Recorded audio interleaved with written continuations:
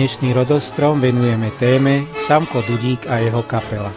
Takýto názov má výnimočná v rámci slovenskej folkloristiky v mnohých ohľadoch prelomová kniha, ktorá vyšla v roku 2011 a má podtitul Fenomén výraznej osobnosti v tradičnej hudobnej kultúre. Ide o 240-stranovú odbornú publikáciu, ktorá sa člení na časti Život Samka Dudíka, Kapela Samka Dudíka, Repertoár kapely a jeho zdroje a hudobno-štýlová analýza. A obsahuje aj bohatú notovú a obrazovú prílohu. Kniha je priam nabitá materiálom, vedeckými znalosťami a dokumentami a hoci jej najväčším odborným prínosom je hudobno-štýlová analýza, veľa zaujímavého si v nej nájdu aj širšie kruhy záujemcov o ľudovú hudbu a o osobnosť Samka Dudíka. Do štúdia sme si pozvali jej autorku, etnomuzikologičku Alžbetu Lukáčovú.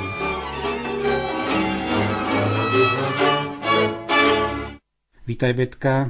Ďakujem pekne, ahoj. Ja by som sa dnes s tebou rád porozprával o tejto tvojej knižke. Začneme, hádam, tým, ako vznikala, ako dlho si ju pripravovala, koľko si zbierala materiálu. No veľmi dlho. V podstate základ tej knižky tvorí moja dizertačná práca. Ja som v roku 2003 začala si robiť doktorát na Ústave hudobnej vedy Slovenskej akadémie vied. No a moja školiteľka, doktorka Urbancová, myslím, že veľmi prezieravo mi odporučila takúto tému výraznej osobnosti v tradičnej hudobnej kultúre. Jednak preto, že sama som hudobníčka, jednak preto, že takým tým výrazným osobnostiam v rámci inštrumentálnej hudby bolo venované málo pozornosti v rámci slovenskej etnomuzikológie, no a v neposlednom rade, že ma viaže aj akýsi taký rodinný vzťah k Samkovi Dudíkovi. No ja si práve to ako prvé vážim na tej knižke, že teda je to monografia takejto osobnosti a mám pocit, že nielen čo sa týka muzikantov a teda folklóru, ale vôbec čo sa týka národopisu, tie osobnosti sú dosť málo podchytené. Možno by sme potrebovali aj nejaký slovník osobnosti, ale to je už ďalšia téma. Naznačila si niečo o tých rodinných vzťahoch, prezradíš nám, ako to je? No, Samko Dudík bol môj pradedo, vlastne bol to otec môjho starého otca a dá sa povedať, že tá hudobná tradícia v rodine pokračuje aj môjim prostredníctvom. Ja som cimbalistka, môj dedo bol tiež cimbalista a huslista, takže tak nejak prirodzene som sa ja začala venovať ľudovej hudbe, no ale zároveň ma zaujímala, by som povedala tak nielen z pohľadu interpretačného ako interpretky, ale aj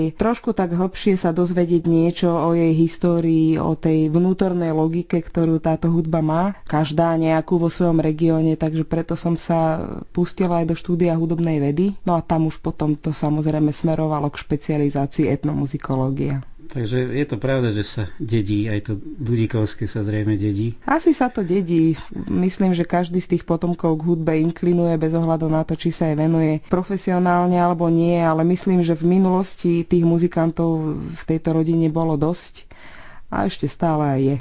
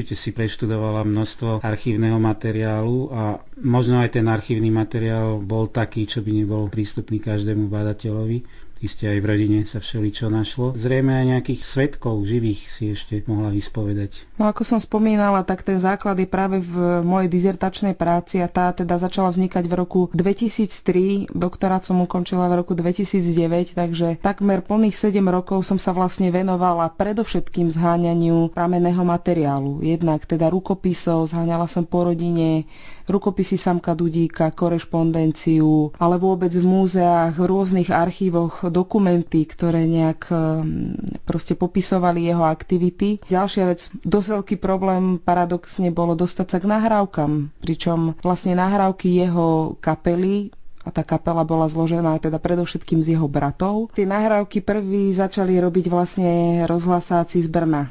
Takže oni sa ocitli akoby po rozdelení republiky v inom štáte. Takže toto všetko trošku komplikovalo situáciu, ale zase oni sa zodpovedne o tie nahrávky postarali a nakoniec to, čo sa v nich podarilo objaviť, to bol poklad naozaj. Potom samozrejme nastalo štúdium a transkripcia, teda prepis nahrávok do notovej podoby, analýza, no a samozrejme veľmi cenné boli svedectvá jeho detí, ktoré medzičasom teda všetky žijúce deti vtedy Samka Dudíka vlastne zomreli, už nežije ani jedno, ale poskytli mi teda veľmi dobré informácie, no a najviac samozrejme môj starý otec, ktorý s ním aj hrával od detstva. Takže naozaj na poslednú chvíľu si zachytila. No naozaj tam niekedy išlo o dni. Hovorili sme o tých nahrávkach, to sú tie pomerne kvalitné nahrávky z 50. rokov, tie z Brna, ale vieme, že Samko Dudík nahrával aj dávnejšie. No zaujímavé je to, že vlastne taký odborný záujem okolo Samka Dudíka sa začal sústrediť pomerne skoro. Už počas jeho života to bola jedna vychytená a rešpektovaná kapela. Myslím si, že aj kvôli tomu, že teda tí muzikanti sa nevenovali len interpretácii ľudovej hudby, ale respektíve venovali sa jej uvedomelo aj v zmysle šírenia myšlienky slovanskej vzájomnosti, v zmysle dvíhania národného povedomia Slovákov a podobne, teda ešte za Rakúsko-Uhorska. Čiže tá kapela bola v skutku výnimočná, nehovoriac o tom, že takého primáša, akým bol Samko Dudík, tak taký, aspoň podľa mojich vedomostí, taký na západnom Slovensku veľmi neboli. Tento záujem sa začal koncentrovať pomerne skoro a už v roku 1929 začala anglická firma His Master's Voice s ním nahrávať platne, respektíve bola to taká platňová edícia, dalo by sa povedať, kde ako solista spevák vystupoval Janko Blaho. Sprevádzali ho Dudíkovci, ktorí potom nahrali aj niektoré samostatné piesne.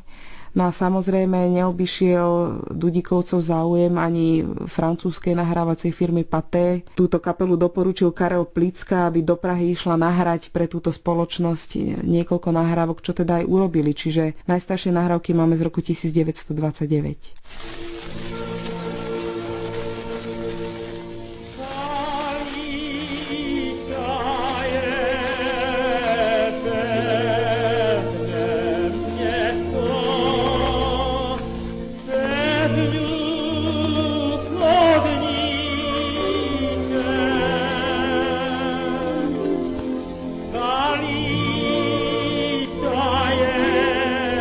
Piękne mnie to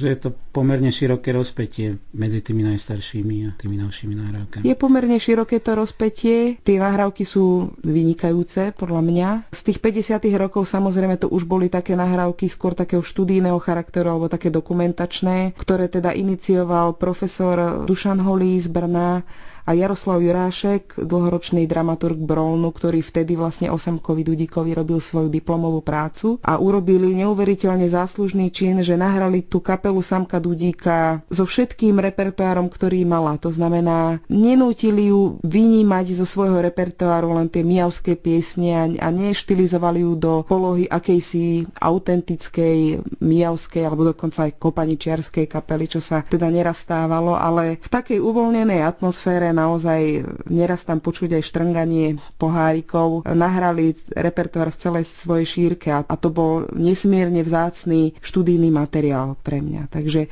tieto nahrávky sa síce dajú dobre pomerne analyzovať, ale zase už cítiť, že tí muzikanti boli starší a zase nahrávky z roku 1929 tam boli tí muzikanti do 50 rokov mali, ale zase tá kvalita zvuku zodpovedá vtedajšej praxi. Ale to bolo vlastne asi vrcholné obdobie, nie? Dá sa povedať, áno. Vlastne tá kapela jednak sa pomerne skoro vyformovala do tej podoby, v ktorej pôsobila v takom tom základnom obsadení vyše 50 rokov. To znamená, základ bol v tých bratoch cimbalistovi Štefanovi, v basistovi Pavlovi a potom mal ešte výborného druhého huslistu alebo tercáša, ktorý sa volal Ondrej Baláš. Proste mal takú stabilnú zostavu muzikantov, s ktorou pôsobil a to vrcholné obdobie sa dá zrejme datovať niekedy od toho roku 1910.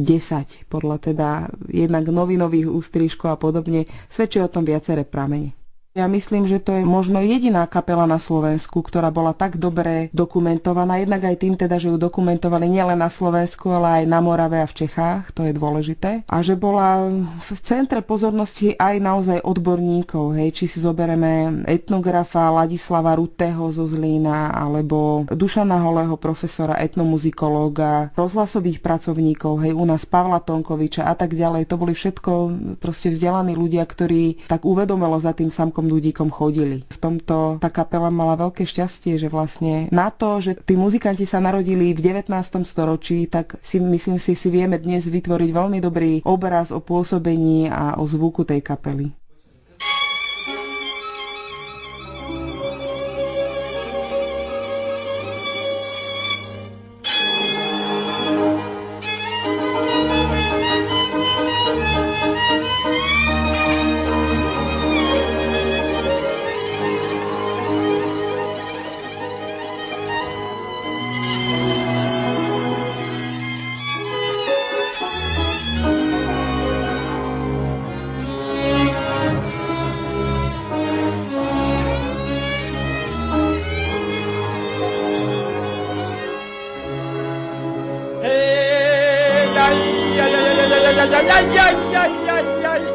Frajervočka moja, sedie hromo tebe, neotváraj dvere, nepúšťaj nikoho.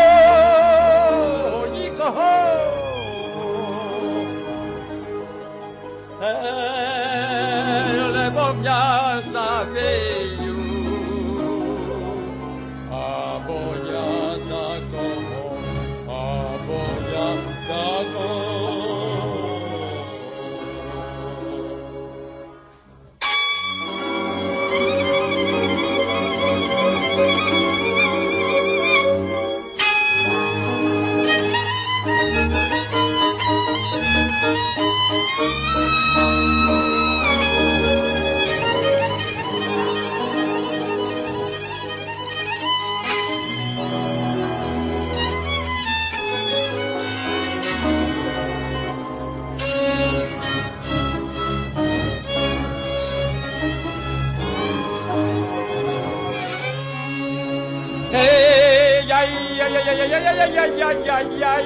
Hore nad poľanu, volá čo sa belie, volá čo sa belie.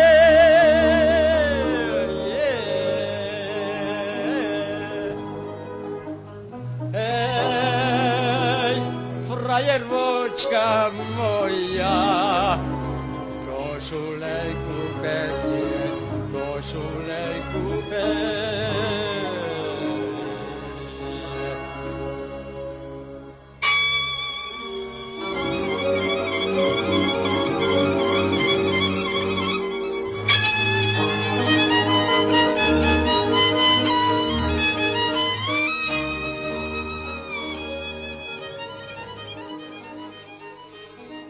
Tu sme hovorili, že najdôležitejšou časťou tvojej monografie o Samkovi Dudíkovi je hudobno-štýlová analýza jeho hry alebo hry kapely Samka Dudíka. O tom je asi ťažko si niečo takto povedať do rozhlasu, aby sa to dalo pochopiť len tak z rozprávania. To možno viac povie tá muzika a tie nahrávky, ktoré si vypočujeme. Ale predsa, vedela by si niekoľkými vetami tak charakterizovať, čím bol iný muzikant ako tí druhý v štýle hry? No ja sa pokúsim, aj keď samozrejme tá téma je veľmi zložitá a niekedy pripomína skoro matematiku. Tie hudobno-štýlové rozbory sú pre etnomuzikológov pomerne komplikovaná záležitosť z niekoľkých dôvodov, že tá tradícia vlastne robenia hudobno-štýlovej analýzy kapiel u nás veľmi nie je. Veľmi nie je. A v podstate to sa môžem tak pochváliť, že aj do toho posudku dizertačnej práce profesor Garaj napísal, že vlastne vznikla akoby prvá monografická práca tohto druhu v histórii slovenskej etnomuzikológie. Ja som vychádzala z niekoľkých prác, ktoré vytvoril doktor Lenk, napríklad známy muzikológ, alebo profesor Elšek, ale naozaj nie je toto disciplína, ktorá by bola nejaká zaužívaná v rámci slovenskej etnomuzikológie. Ja som si vytvorila vlastne takú vlastnú systematiku triedenia tých ozdobných prvkov u každého jedného nástroja, ktorý sa v tej kapele vyskytoval, a snažila som sa prostredníctvom transkripcií analyzovať každý jeden nástroj, ktorý na tej nahrávke je. Vybrala som si žánrovo rôzne nahrávky a dosť veľký počet a vlastne snažila som sa prepísať tieto nahrávky do nôt. No a tie noty potom sa analyzovali v takom zmysle, že podľa tej typológie, ktorú som si zvolila, som si teda vyabstrahovala z toho, dajme tomu, ozdobné prvky alebo charakteristické a snažila som sa prísť k tomu, čo je typické napríklad pre Samka ako osobnosť tvorivú, čo je znakom regionálnym, lebo však vieme, že existuje vždycky nejaký regionálny hudobný jazyk, ktorý používajú tí muzikanti vo všeobecnosti, pričom samozrejme každý tam potom pridáva to, čo je typické pre ňoho. Snažila som sa dokonca aj percentuálne vyčísliť, že ktorý z ozdobných prvkov používa viac, ktorý menej, čo je pre ňoho typické, čo je mu úplne cudzie, to isté, čo sa týka súhry jednotlivých muzikantov. Je to taká veľmi prácna, ale pritom taká dobrodružná práca, by som povedala. No a o to krajšie, že ako hudobníčka ju so svojou kapelou vlastne viem potom aplikovať akoby aj v praxi.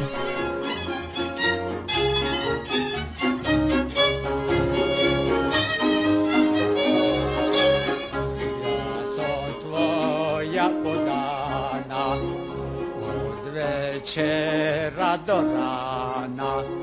Dělaj se mnou, co chceš, obracaj mě, jak chceš, trebárs hore nohama. Dělaj se mnou, co chceš, obracaj mě, jak chceš, trebárs hore nohama.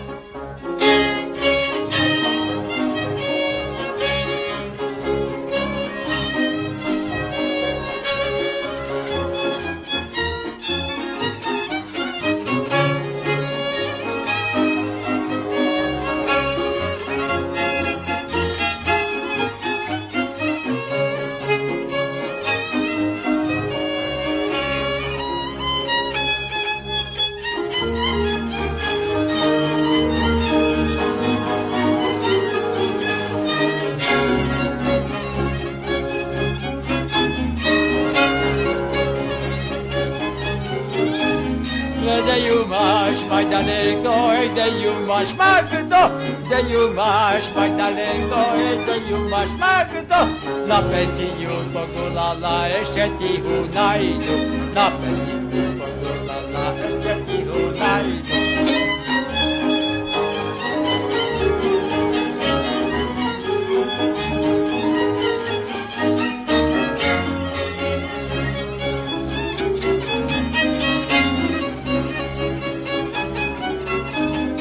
Kde ju máš, Magdalenko, kde ju máš, to, kde ju máš, Magdalenko, kde ju máš, to. Na polícii medzi hrnci škridelenku prikrytú, na polícii medzi hrnci škridelenku prikrytú.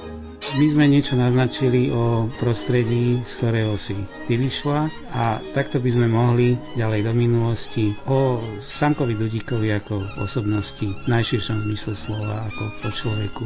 V akom prostredí vyrastal, možno vieme z toho regionálneho hľadiska viac, ale aj z rodinného hľadiska, ako to tam vyzeralo. No ja si myslím, že Samko Dudík je neuveriteľne fascinujúca osobnosť. A to hovorím teraz bez toho, že by som to hovorila ako jeho pravnúčka, ale ja nepoznám naozaj z radu slovenských muzikantov, ak hovoríme o tých tradičných muzikantov, ktorí vychádzali z nejakej konkrétnej hudobnej tradície. Neviem o nikom takom. On pochádzal v podstate z jednoduchej rodiny pytlikárov. Pytlikárstvo bolo úplne bežné remeslo na Mijave. Oni vlastne tkali plátené vrecúška na múku. Mlynári to používali, dodávali vlastne tieto plátinka. Samko od detstva sa túžil venovať hudbe. Už to je zaujímavé, že on ako 5-ročný túžil po husliach a nakoniec naozaj spolu s bratom Pavlom si také hračkárske husle niekoľkokrát sa pokúsili vyrobiť a nakoniec dokonca vyrobili také, na ktoré sa trochu aj dalo hrať. Ale každopádne túžil hrať od detstva.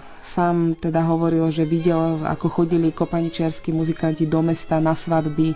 Tam sa vlastne každú sobotu takmer na Mijave odbávala svadba, takže túžil hrať. No a nakoniec sa teda k husliam dopracoval, niečo si sám privyrobil, maloval obrázky pre spolužiakov, týmu teda dali pár drobných. No a potom nejaké peniaze mu dala taká dobrá žena, u ktorej slúžil, pásol u nej husy a tak. No a táto babka Bednárka ju volal, to bola stará matka Štefana Bednára, akademického maliara, mu teda tie husle nakoniec mu na ne prispela, takže si ich mohol kúpiť. Potom to už malo pomerne rýchly spád. On ako 10-ročný si zakladal prvú kapelu, čo je tiež podľa mňa nevídané, lebo detské kapely veľmi nemáme zdokumentované v histórii slovenskej inštrumentálnej hudby ansamblovej. Vždycky tie deti sa učili hrať popri vlastne dospelých. No a tento Samko si kapelu zostavil teda zo svojich bratov. Napriek tomu, že teda rodičia s tým veľmi nesúhlasili, dokonca ho niekoľkokrát poslali do učenia, do Spišskej Novej Vsi, do Kežmarku, na rôzne pletiarské kurzy a podobne, no ale odtiaľ vždycky tak nejak ušiel a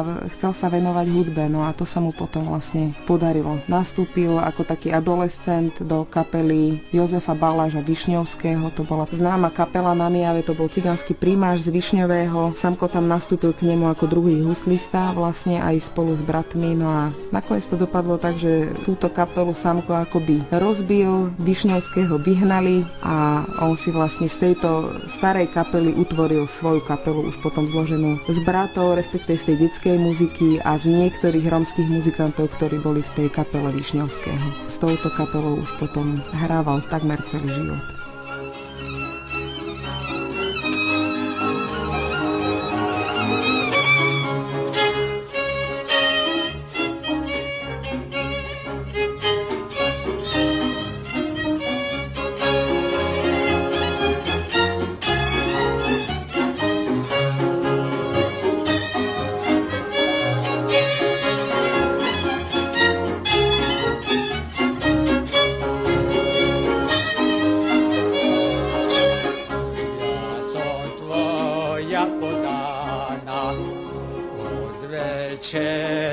Do rána.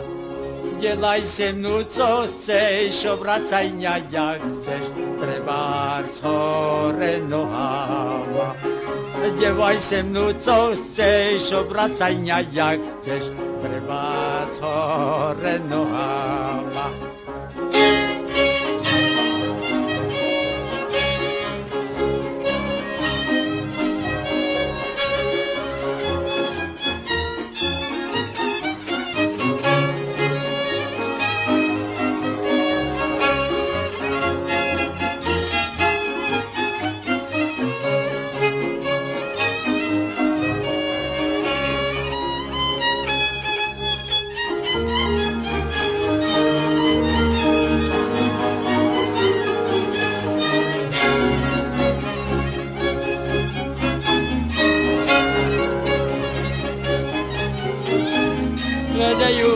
máš mať daleko, kde ju máš Magdo, kde ju máš mať daleko, kde ju máš Magdo. Na penziu pogulala, ešte ti ho najdu, na penziu pogulala, ešte ti ho najdu.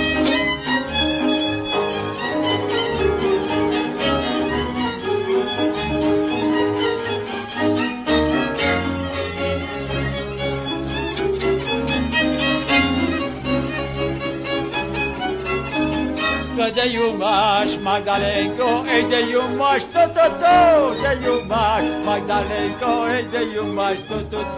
Na polícii medzi hrnci škridelenku prikrytú, na polícii medzi hrnci škridelenku prikrytú.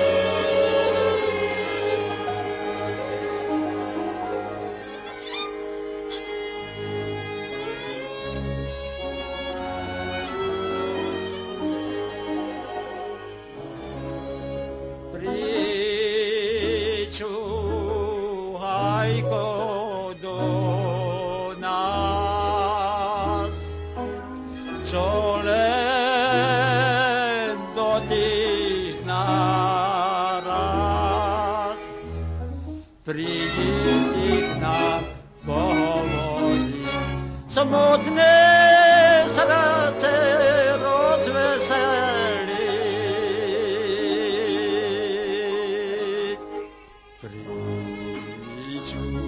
Pričúhajko do nás, prídi si k nám prehovoriť, samotné srdce rozveseliť.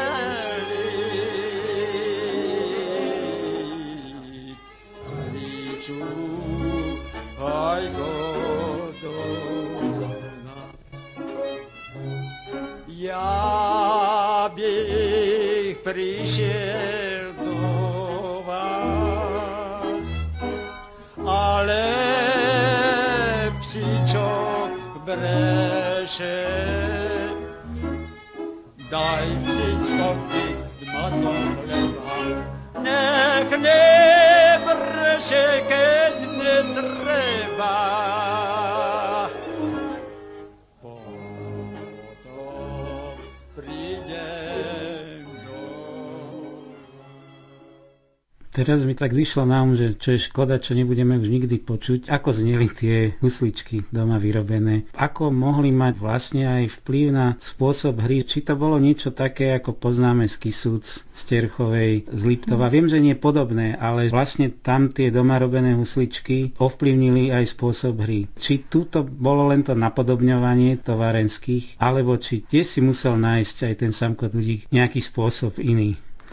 Ťažko naozaj povedať, ako to bolo, no každopádne si myslím, že v 5 rokoch určite sa nezamýšľal nad nejakými konštrukčnými otázkami tých huslí. Skôr išlo možno o to vyrobiť si niečo, čo by trochu hralo. No a tie husličky si vyrobil teda z maminho sita a struny zobral z kolovratu matkinho. Proste nejako takto svojpomocne potom sa pokúšali vydlabať si nejaké husle a tak, ale sami teda tí bratia Samko aj s Pavlom konštatovali, že to nehralo tak, jak by chceli. A veľmi rýchlo teda pochopili, že si musia zadovážiť teda také riadne nástroje, no, lebo ten zvukový ideál predpokladám, že predsa len bol niekde inde, obzvlášť ak teda obdivovali kapelu Jozefa Baláža Višňovského, to nebola kopaničiarska hudba, to bola taká mestská, kapela, čiže predpokladám, že aj ten zvuk bol taký kultivovanejší, ako mali tie kopaničiarske hudby. Takže asi tak ďaleko, že by to k nejakému štýlu dospelo.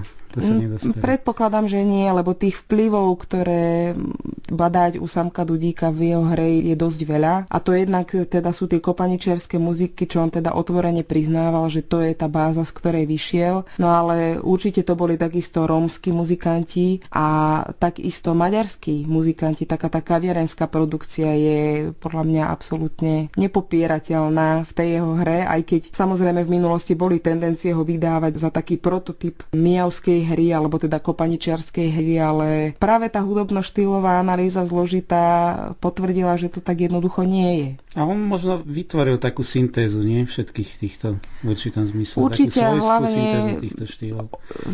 Vedel sa, by som povedala, tak uvedomilo štilizovať do polohy kopaničiarskeho muzikanta. Keď ho vyzvali teda, aby zahral po kopaničiarsky, tak vedel, čo to obnáša, vedel, aký to má zvuk, ale principiálne, keď išlo o jeho produkciu podľa jeho vkusu, tak v žiadnom prípade nehral horšie, ako vedel, aby som to zjednodušila. A naozaj tá jeho hra obsiahla všetky štýlové znaky, ktoré ponúkal mijavský región, ale častokrát aj virtuózne pasáže zjavne proste prevzaté aj z vážnej hudby a z kaviarenskej hudby, a však nemusíme si nič hovoriť, on hrával šlágre, filmovú hudbu, operety, proste všetky možné žánre. A toto všetko on prirodzene a znaky tejto hudby prijal aj do svojej hry. Takže je to dosť taký aj zložitý muzikologický oriešok. Zrejme to súviselo aj s jeho svetonázorom v nejakom širokom zmysle slova, z ktorého veľmi dôležitú časť tvorí vlastenectvo, aj navonok proklamované. A zároveň tu cítiť aj vplyv mnohých osobností, s ktorými sa stretol, a s mnohými bol zrejme v dosť dôvernom vzťahu. Podľa mňa je veľmi zvláštne to, že na to, že to bol naozaj človek z ľudu, dá sa povedať úplne z jednoduchých pomerov, však jeho rodičia ani nikto predtým to neboli žiadni vzdelanci, ale on mal nejakú takú prirodzenú inteligenciu, intuíciu,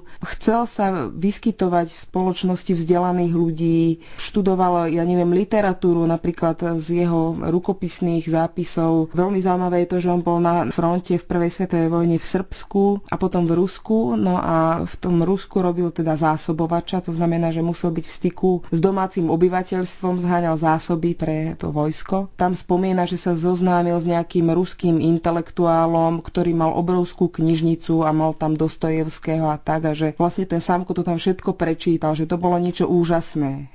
Čiže z toho vidno, že on tak naozaj intuitívne inklinoval k vzdelaným ľuďom, mnohé názory týchto ľudí preberal. Ako si spomínal, tak bol teda priateľom viacerých osobností. Za všetkých možno spomeniem naozaj Leoša Janáčka, lebo to bola už vtedy osobnosť svetového rangu, dá sa povedať. No a práve Janáček bol veľkým propagátorom myšlienky slovanskej vzájomnosti, presne takisto ako Sámko. Jednoducho Sámko tvrdil, že všetci Slovania sú bratia, poznal mnoho slovanských jazykov, uvedomil, do svojho repertoáru zaraďoval piesne slovanských národov, tie hrával potom na rôznych národno-deklaračných podujatiach, kde vyslovene on mal pre túto vytvorený špecifický repertoár, hej, pre tieto podujatia. Tam hrávali síce aj iné kapely, ale tie tam prišli ako reprezentanti čohosi ľudového, kdežto Samko tam prišiel ako ten, ktorý sa chce oslobodiť spod uhorskej nadvlády a proste úplne verejne túto myšlienku propagoval. Napriek tomu, že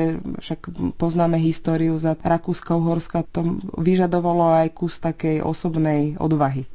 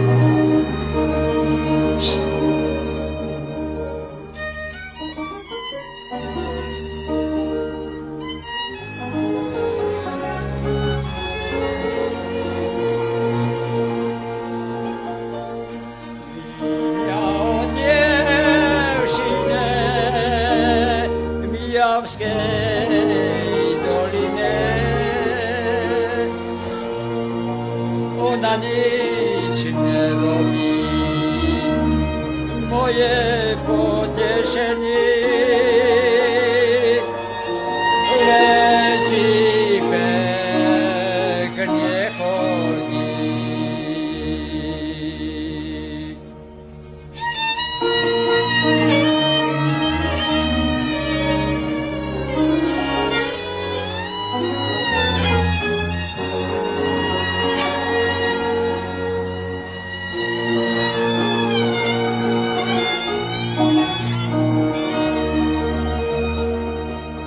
Na hosečke zvodí na jahode.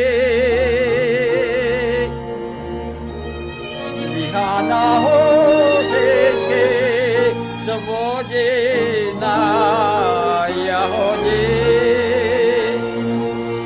Hej, hej, hej, hosečky, moje potešenie. Každé vodičky. Hej, haj, haj, každé vodičky moje potešenie.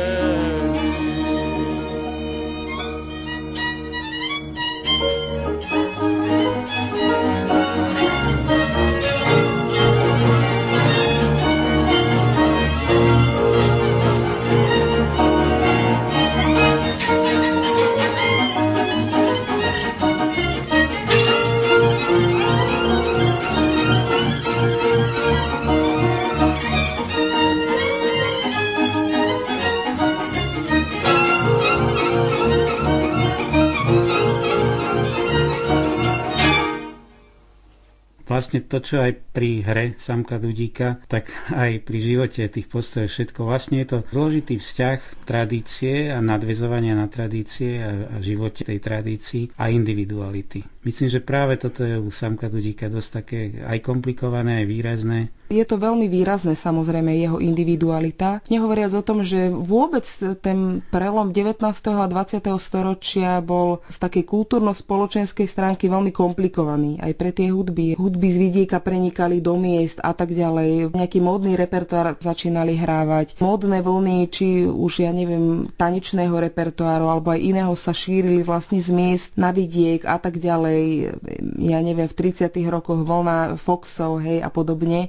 A na toto všetko tie hudby vlastne museli reagovať. A keď si zoberieme naozaj, že Samko Dudík žil za Rakúsko-Uhorska, žil za prvej Československej republiky, žil v protektoráte, v slovenskom štáte, v Československej socialistickej republike. Jednoducho to bol človek, ktorý prežil toľko zmien, aj spoločenských, ale aj iných, aj kultúrnych, zásadných. Keď bol starý, tak potom tak trpko vlastne v rozhovore s Ondrejom Demom konštatoval, že o túto ich muziku, že už nikto nemá záujem, že to už len tie saxofóny hrajú na Mijave, lebo vtedy vlastne v 50. 60. rokoch už akoby prevládala všade tanečná hudba, tie jazzy a podobne. A niekde tam má aj takú veľkú nádej, čo vkladá do folklórneho hnutia. Presne tak. To je človek na pomedzi žánrov vlastne, lebo on vyšiel teda z tradičného prostredia, ale v podstate už bol aj účastný vo folklórnom hnutí, hej, že stál pri zakladaní folklórneho súboru Kopaničiar, účinkoval ešte so staršou folklórnou skupinou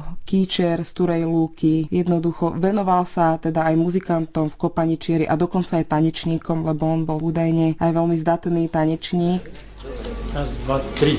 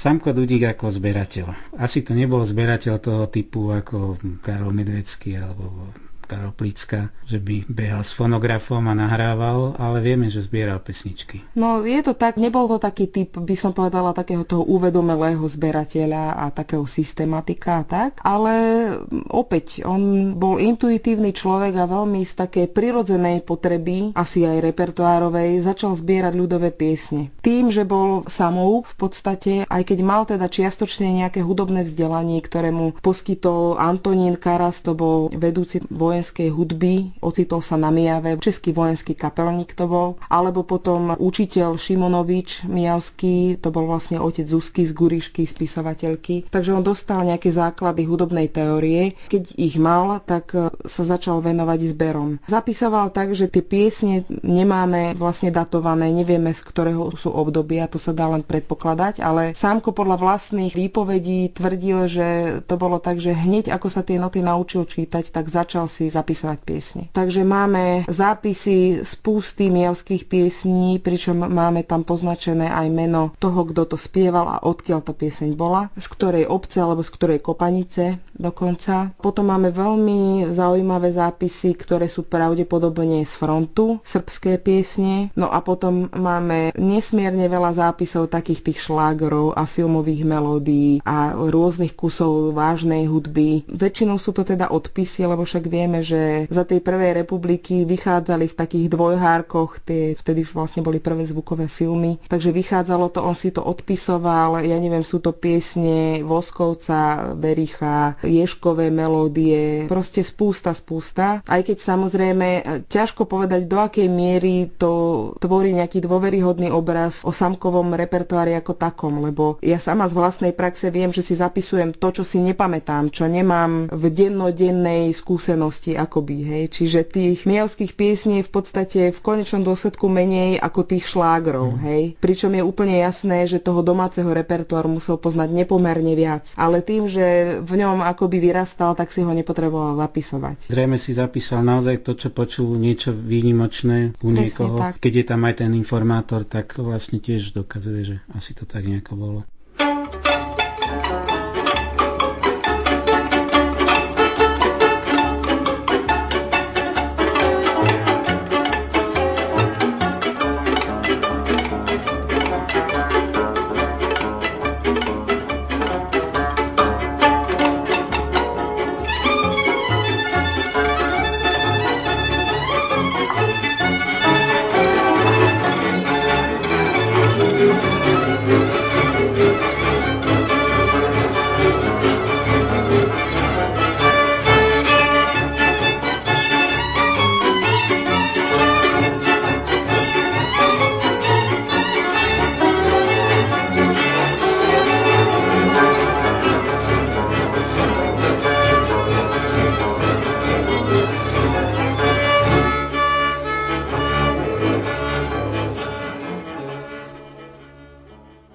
Myslím, že by sme ešte jednu tému mohli načať, ktorá je aj taká možno súčasná v tom zmysle, že pestuje sa teraz je v móde také, že demitologizovanie a rúcanie legend. Možno trochu odbočím. Moja dcéra prišla pohorčená zo školy, že čo im hovoril pán učiteľ či pán profesor na gymnáziu o Janošikovi, že to vlastne vôbec nebola pravda. A zase to je len taký trend, že je to taká móda rúcať. Samozrejme, že každá legenda je nejakou hyperbolou, ale ja si pamätám, že keď som sa tejto tematike ako na vysokej škole trochu viac venoval, práve naopak zaujalo ma, že tie súdne procesy sú dôkazom, že tá legenda je postavená vždy na niečom konkrétnom a že tá legenda o Janošikovi veľmi zodpovedá zveličenému obrazu tej skutočnosti. No a teraz niečo takéto Sámko Dudík. Sámko Dudík samozrejme je legenda a bez pochyby aj on si tú legendu rád pestoval. Že sám ju začal budovať asi, že mal taký spôsob vystupovania, prístupu a podobne, že chcel sa stať tou legendou. A očividne sa mu to podarilo. Mne sa páči na tvojom prístupe, že mu to neupieraš, že obraňuješ to, že legendy treba, čo je pravda. A keď si ešte uvedomíme to, že si právnučka a vieš aj tú legendu prijať, aj zároveň s odstupom sa na ňu objektívne pozrieť. Pre mňa to bola ťažká téma, dá sa povedať, lebo mala som ambíciu napísať vedeckú monografiu a vznikla vlastne dizertačná práca na vedeckom pracovisku. No na druhej strane je úplne jasné asi, že som raz pravnočkou toho Sámka a bola som vychovaná v tej rodine. Od detstva tá rodina vo mne pestovala určitý pocit tej legendy. Hej, aj keď v podstate ja som nemala nejakú konkrétnu predstavu o tom, ako ten Samko hral. Ja som to nechápala, ale chápala som, že keď to meno niekde poviem, takže tí ľudia na to nejako reagujú. Čiže toto nebola pre mňa ľahká úloha sa s týmto vyrovnať. Napriek tomu, že v súčasnosti si myslím, že v prostredí, odkiaľ on pochádzal, je akoby nedocenený alebo s veľkými výhradami príjmaný. A zase naopak na Morave, kde teda sa celý život pohyboval, tak tam to pôsobí úplne elektrizujúco na tých ľudí, že tam keď niekto sa dozvie, že ja som pravnúčka Samka Dudíka, tak si pripadám, ako by som mala zlatú hviezdu na čele. Naozaj. Tam až nekriticky je obdivovaný dodnes. Ťažko povedať, kde je pravda, ale fakt je, že na tej svojej legende určite sám do určitej miery aj pracoval. Myslím si, že to súvisí aj s tým, že sa pohyboval v prostredí vzdelancov, ktorí vyzdvihovali to, čo robí. On nadobudol nejaký pocit, že tá jeho práca má význam a podobne a obetoval jej strašne veľa. Naozaj veľmi častokrát na úkor rodinného života, osobného, usporiadanosti toho osobného života a podobne. Ale proste on žil pre nejaké vyššie ideály, ktoré sa môžu zdať možno smiešne alebo patetické z dnešného pohľadu, ale chápem, že na začiatku 20. storočia to boli nesmierne významné veci. Aj tým, že sa mu dostalo toho, že tá kapela bola nahrávaná, že sa tie nahrávky aj vysielali napríklad, že sa ešte počas života o ňom robili programy na folklórnych festivaloch a podobne. Proste bol vnímaný ako legenda už počas svojho života. Samozrejme potom Orchester ľudových nástrojov a Miro Dudík a ešte skôr vlastne Brown. V podstate základ repertoáru Brownu bol na piesňach Samka Dudíka, to je nespochybniteľné. Ale to už asi tou legendou bol, to už určite bol. Bol, ale v podstate ten repertoár vznikal vtedy, keď ešte žil,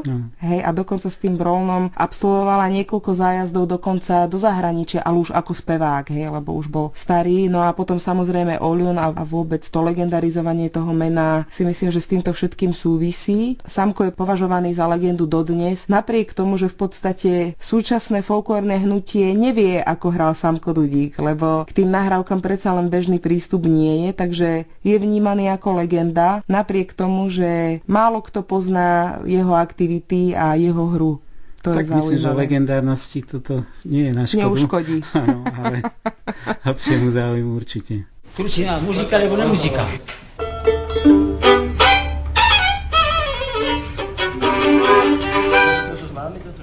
Skúsme to.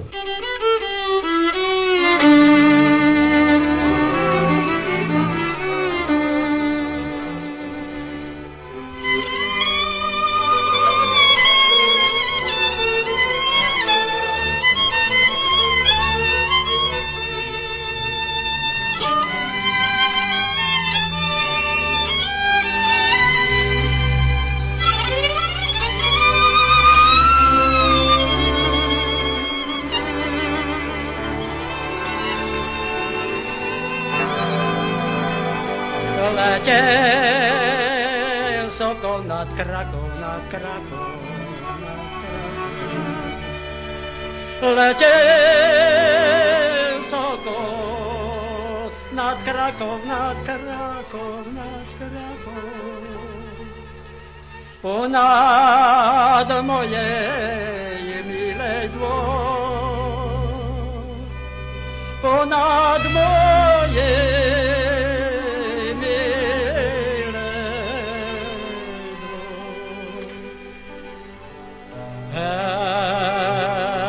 sokole, sokole, sokole, sokole.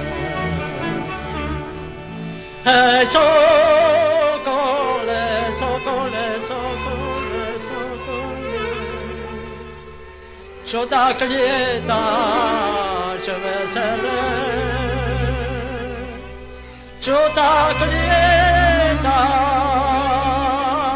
vesele?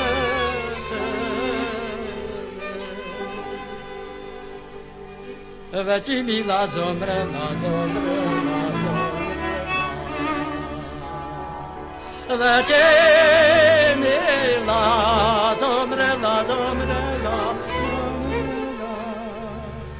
Už je štvrtá nedela, už je štvrtá nedela.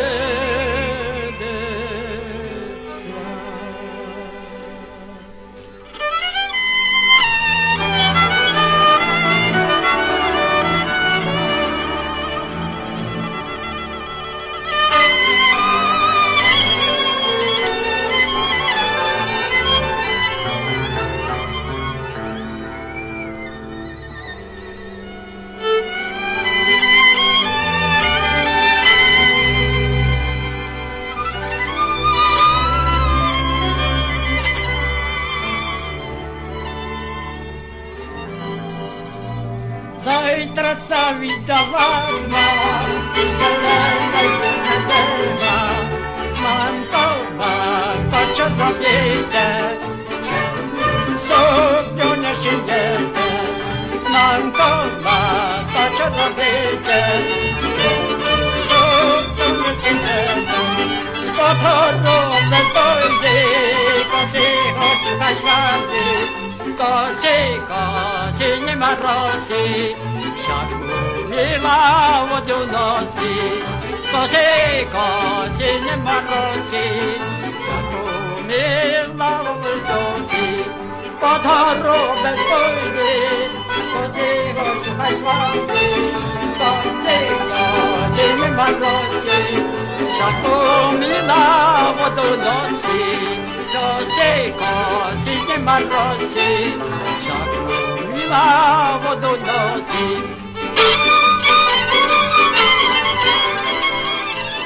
V dnešnom Rodostrome sme vám priniesli rozhovor s etnomuzikologičkou Alžbetou Lukáčovou.